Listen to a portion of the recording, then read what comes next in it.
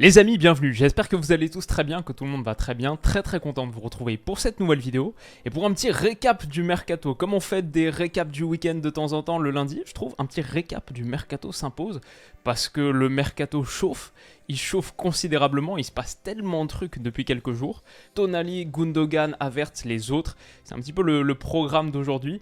On va commencer par Ilkay Gundogan au Barça, parce que c'est quasiment fait. Ilkay Gundogan, here we go de Fabrizio Romano, l'accord final a été trouvé, ça a été signé il y a quelques minutes, ça devrait être bientôt officialisé. Gundogan au Barça, quel move, qu'est-ce qu'on en pense ? Bon, déjà, le premier truc à dire quand même, c'est que pour Man City, c'est une vraie grosse perte. La première recrue de l'ère Guardiola, on rappelle, capitaine du club, qui sort de la meilleure saison de sa carrière à Man City, sur le plan collectif évidemment avec ce qu'ils ont fait d'extraordinaire, mais aussi sur le plan individuel, je trouve, où il a été un maillon essentiel de ce Manchester City historique, je dirais top 3 des joueurs les plus influents de ce City, et pourtant je mets facilement 5 ou 6 de leurs gars dans mon 11 de l'année UEFA, donc c'est dire. Gundogan a été immense, le perdre libre, ouais, c'est pas ce que voulait Guardiola. Guardiola veut que Gundogan reste à City, c'est les titres qu'on voyait il y a quelques jours. Le perdre libre, c'est un gros truc. Alors maintenant, City a de quoi faire, hein, quand même, ils sont bien fournis dans l'entrejeu. En plus, ils ont pris Kovacic, soit c'est très proche, soit c'est fait. Et ils peuvent encore se renforcer, bien sûr, il reste du temps. Mais attention, parce que s'ils perdent Bernardo Silva dans la foulée, et là j'ai vu Marca annonce que l'arrivée de Bernardo Silva en Arabie Saoudite est pratiquement bouclée, mettons un peu de nuance là-dessus quand Marca annonce quelque chose, que ce soit pour l'Arabie Saoudite, que ce soit pour le PSG, que ce soit pour ailleurs. C'est vrai que c'est une vraie menace qui pèse sur le club, et après avoir perdu Gundogan, ça pourrait faire beaucoup. Je vais dire ça, c'est pour City. Pour Gundogan maintenant, en vrai, je comprends le move. Après 7 années passées à City, il a envie de changer un petit peu d'air, même peut-être par rapport à la ville, vivre un nouveau challenge dans sa carrière à 32 ans, un dernier sans doute dans un club majeur européen. Je comprends parce que quel est le meilleur moment ? Il n'y a pas de meilleur moment pour quitter City qu'actuellement tu quittes ton club vraiment au sommet en tant que légende absolue après avoir amené le triplé, la première Ligue des Champions de l'histoire du club. Il n'y a pas de meilleur moment, son nom va rester gravé à jamais dans l'histoire de cette ville, dans le cœur des supporters, etc. Et Barcelone, c'est un projet intéressant aussi, ça quand même faut le dire. Il va s'insérer, je pense, très bien dans le projet croissant du Barça de Xavi. Xavi aussi, comme on l'a montré cette saison, on joue avec un 3-2-5 milieu en boîte. C'était Busquets, Frenkie de Jong, Gavi, Pedri là. Donc franchement, Gundogan, ça marche très bien dans le 3-2-5 avec ballon de Xavi, comme ça a très bien marché avec Guardiola. Maintenant, pour moi, la question, c'est qui peut en faire les frais potentiellement ? Moi, idéalement, Gundo, je le vois plutôt là, comme un milieu avancé dans le demi-espace, que ce soit sur le côté gauche, sur le côté droit. Après, il est très fluide dans les positions qu'il a occupées à Manchester City. Mais franchement, sur le papier, moi je me dis, c'est peut-être Gavi qui en fait les frais. Maintenant, c'est vrai qu'avec le départ de Busquets, est-ce que tu considères le fait de mettre Gundogan dans un double pivot aux côtés de Frenkie de Jong ? Je trouve que c'est un peu dommage s'il est vraiment beaucoup plus bas. C'est dommage de perdre un peu la qualité dans le dernier tiers de Gundogan, où il était tellement bon cette saison, même avant, la manipulation de l'espace autour de la surface de réparation, etc. Même pour le pressing. Où qu'il soit, il apporte une vraie plus-value à ce Barça. Et je vais dire, bon move pour le Barça qui se renforce très bien sur son entrejeu et qui en a besoin parce que le Real a bien avancé aussi avec la prolongation de Ceballos, Camavinga, Tchouaméni c'est fait depuis un moment, Kroos, Modric qui reste encore là, Valverde qui est jeune et bien sûr Jude Bellingham. Les batailles de l'entrejeu sur les classicos de l'an prochain, ça va être quelque chose. Maintenant il manquerait plus que le Barça fasse Kimmich et ce serait juste une folie. En tout cas vraiment step up de qualité pour le Barça avec Gundogan, step up d'expérience, de professionnalisme aussi, ce qui va apporter à Xavi pour vraiment continuer à faire croître le projet. Il apportera un peu plus de Guardiola, quoi. C'est un cerveau, Xavi va bien l'employer, ce sera un bonheur pour Xavi. Donc voilà, très cool. En plus, Alemani a dit que les choses sérieuses, l'été est long, ça ne fait que commencer, les choses sérieuses commencent à peine. Ouais, le mercato risque d'être encore assez agité en Catalogne, dans le sens des arrivées. Donc très intéressant, très excitant, j'imagine, pour les supporters du Barça. Kai Havertz, maintenant, la deuxième chose dont j'avais envie de parler, parce que le Barça chauffe, mais Arsenal, ça chauffe aussi.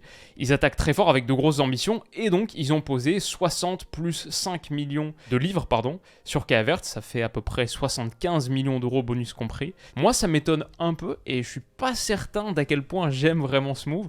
En gros, j'en parle depuis un moment, On a fait pas mal de vidéos sur la suite pour Arsenal la saison prochaine. Ils ont besoin pour moi d'un très gros avant-centre parce qu'Eddie Nketiah en doublure de Gabriel Jesus, je trouve que c'est pas assez. J'en parlais avec Stan il y a quelques semaines. Pour moi, l'idéal, ça aurait été de lâcher 100 millions d'euros là sur Lautaro Martinez. Je sais que c'est très difficile à faire, que l'Inter va pas se laisser faire comme ça.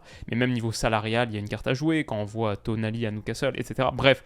Moi, mon idée, c'était tu mets 100 millions d'euros sur Lautaro Martinez, c'est plus complémentaire de Gabriel Jesus, c'est un buteur prouvé en Ligue des Champions. On est vraiment sur un très très gros calibre d'avant-centre.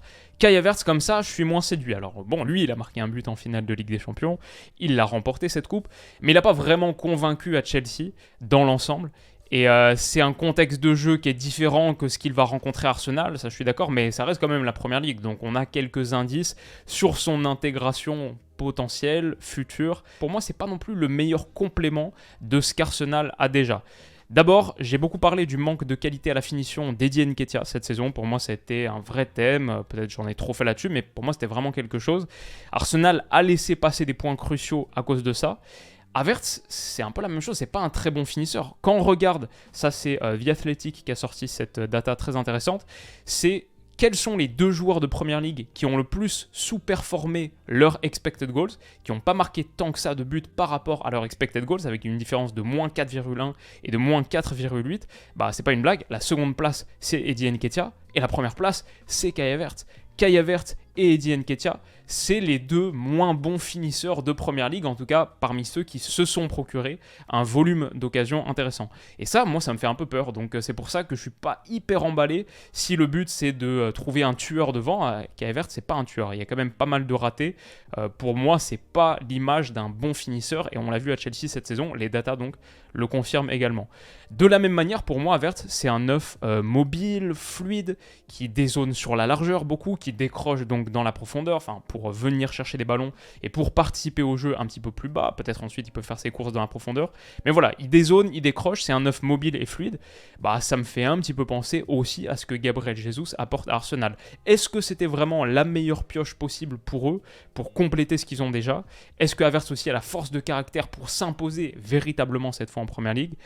Bon, je suis pas hyper convaincu. Maintenant, une fois que j'ai dit ça, je suis pas non plus hyper convaincu par mes propres doutes, parce que en vérité, j'ai plutôt confiance en le travail d'Edu et Arteta. Ils ont mérité qu'on attende avant de juger, et ils ont sans aucun doute vu des trucs que moi j'ai pas vu, ça c'est évident.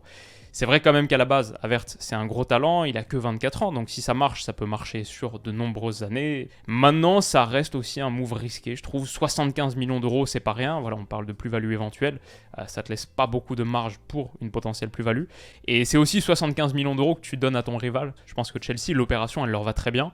Et donc voilà, ça ajoute un petit peu plus de risque, je trouve, à la transaction. Maintenant voilà, ça reste très intéressant pour moi, juste parce que l'enjeu est très fort. Je suis très curieux de voir ce qu'Arteta peut en tirer. Et d'ailleurs, peut-être qu'il va pas le faire jouer pointe. Peut-être qu'il va le repositionner un peu plus bas sur le terrain, un peu plus sur le côté. On verra, ce sera intéressant à suivre.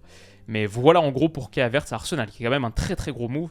De ce début de mercato, le 3e pour moi sur les derniers jours, c'est Sandro Tonali à Newcastle. Alors ça c'est le moins officiel des 3. Fabrizio Romano parle de derniers stages, les dernières étapes, derniers tours de la négociation pour Sandro Tonali qui vont prendre place aujourd'hui. On parle d'une somme comprise à peu près autour de 70 millions d'euros, peut-être des add-ons, des bonus en plus. Le salaire est énorme et c'est ce qu'il disait, le salary proposal is really huge, 8 millions net plus 2 millions potentiels de bonus pour Sandro Tonali.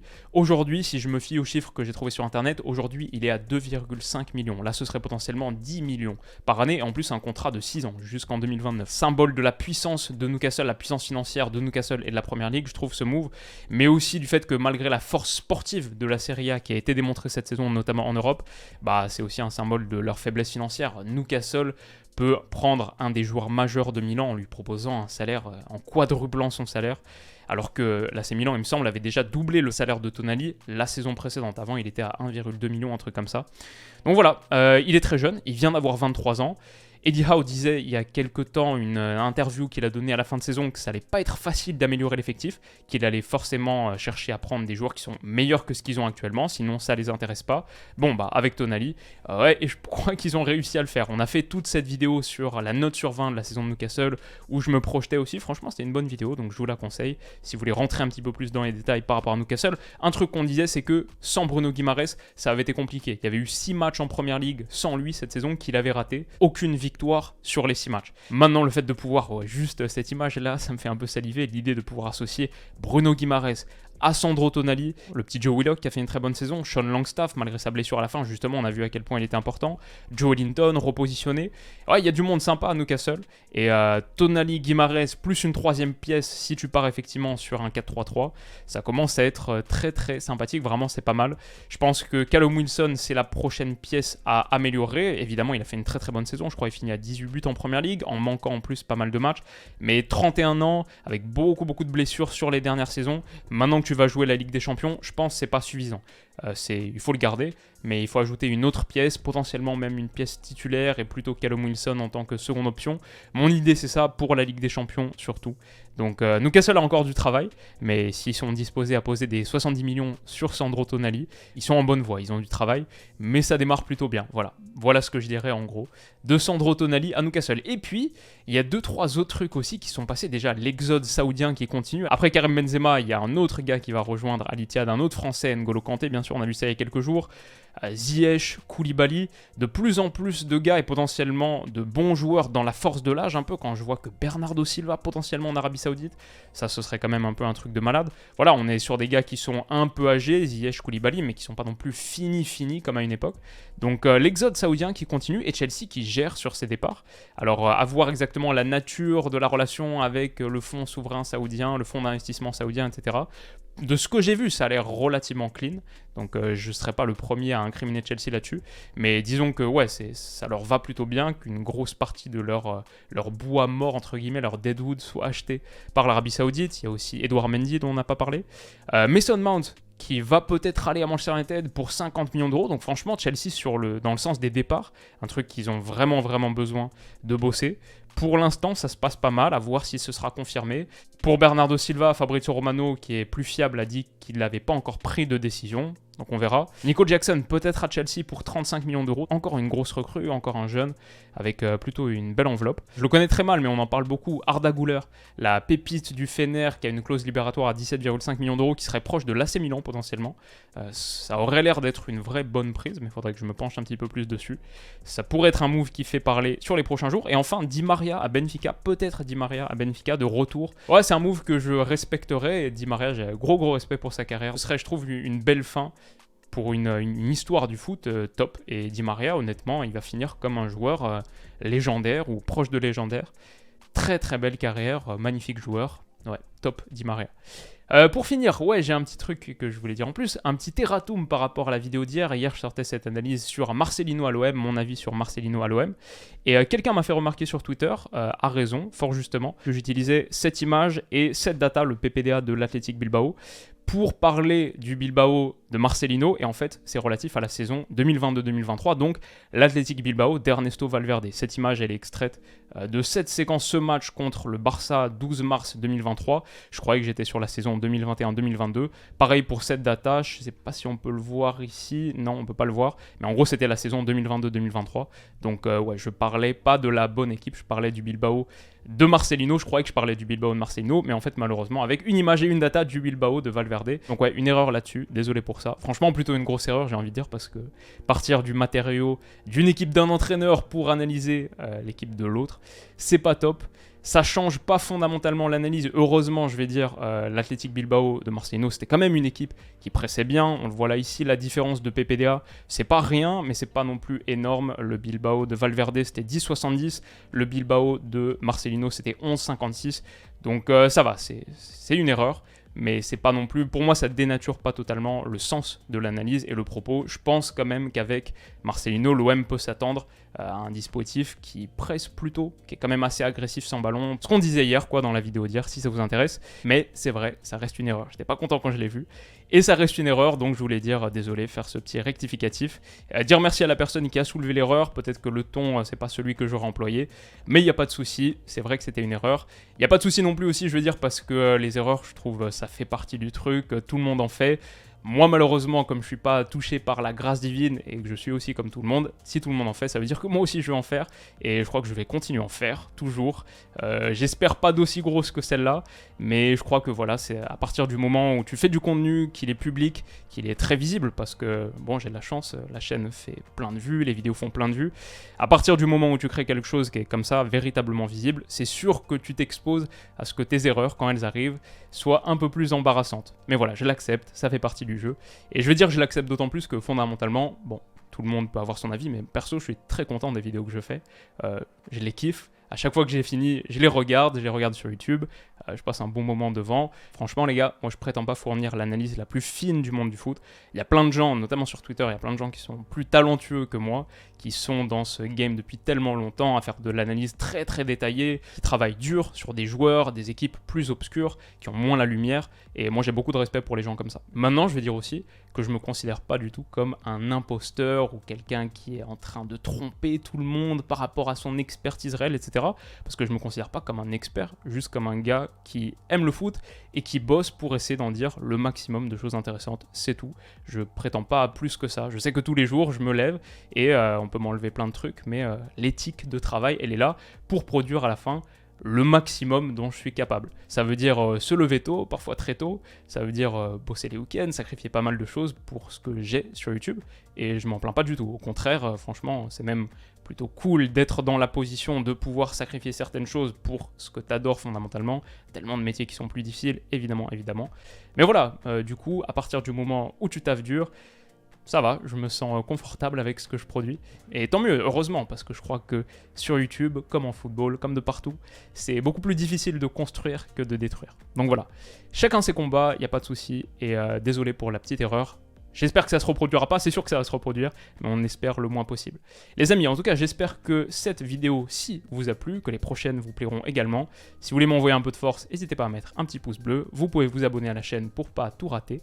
Et je vous souhaite de passer une excellente journée. Prenez soin de vous et à bientôt. Bisous.